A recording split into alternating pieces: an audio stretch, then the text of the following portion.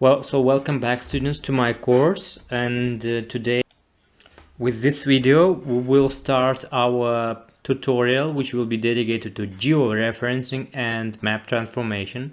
So at first I ask you to open the Word file tutorial 10 georeferencing and map transformation.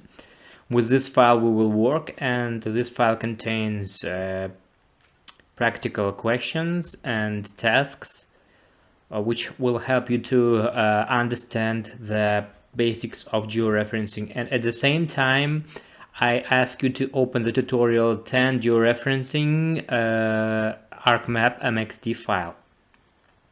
So let's start our georeferencing practical tutorial. So I open tutorial 10, activate data frame 1. This data frame contains an image of the farm.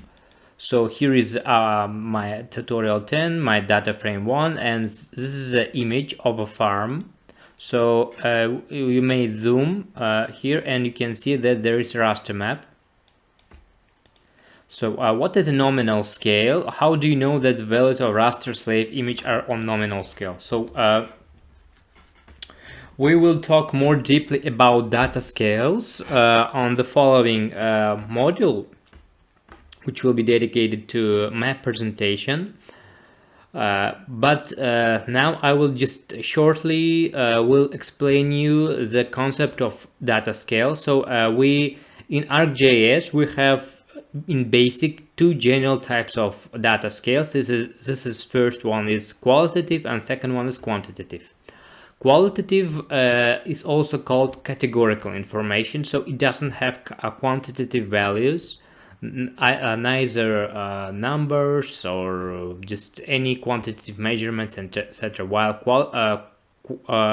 quantitative information contains from integer, float information, so it does contain the numeric format, while the categorical information contains mostly textual format.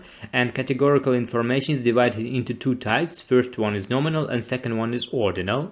So the difference between nominal and ordinal, that is classes of the classes of this data scale, of ordinal data scale, can be put it in a sequence from low to high, while the classes of the nominal scale cannot be ordered because we cannot compare them. For instance, nominal scale can be a land use cover map, soil type, soil types, land use classes, etc. While ordinal scale can be, for instance, low groundwater potential zones, moderate groundwater potential zones, high groundwater potential zones, etc. Or high salinity, moderate salinity, low salinity. So we can order them and we can compare them from low to high. While nominal scale we cannot do that with nominal scale. So the question is, what is nominal scale? How do you know that the values of slave image is nominal scale? So we can see here there is a land cover classes of a farm. So there's grassland, rices, houses, tomato, potato, nature, buildings, etc. While that's why it's a nominal data scale. So you can make more research of the data scales, especially nominal scale, in the internet. But I will also I just mentioned that I will more deeply explain the data scales on the following tutorial module. What is the unit of the coordinates of the scanned image? Coordinates, meters or pixels? How many rows and columns the image have? So we can see here that how we can know that the map, our slave map, has a coordinate system or not. So we can know it by here. So we cannot find here any coordinate system, right? In a source tab, this also doesn't have coordinate system. In this case, the unit of coordinates is pixels. So in this case, raster image do not have external coordinate system, but has its own internal coordinate system, which is contained from rows and columns.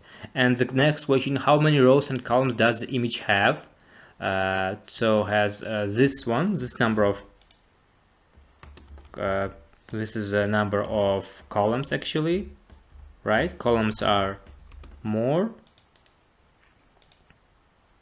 and rows. Okay, so this raster image do not have the coordinate system, and it's but its pixels have the inner coordinate system, which is measured in columns and rows. So the next question, add the vector layer master map to the data frame. This layer can be found in the data folder. So I already added here the master map, which is a vector file. So how we can show it in a view window? We just zoom to layer. So this is our big map, right? Which do have the coordinate system. We can check it, properties, and here is a coordinate system of our vector data set. So this raster image do not have the coordinate system, and the master map do have the coordinate system. And you may already understood that we will reference this slave raster image. You can just delete it, raster image to master map. So I will pause the video here, and from the next video we will start collecting ground control points.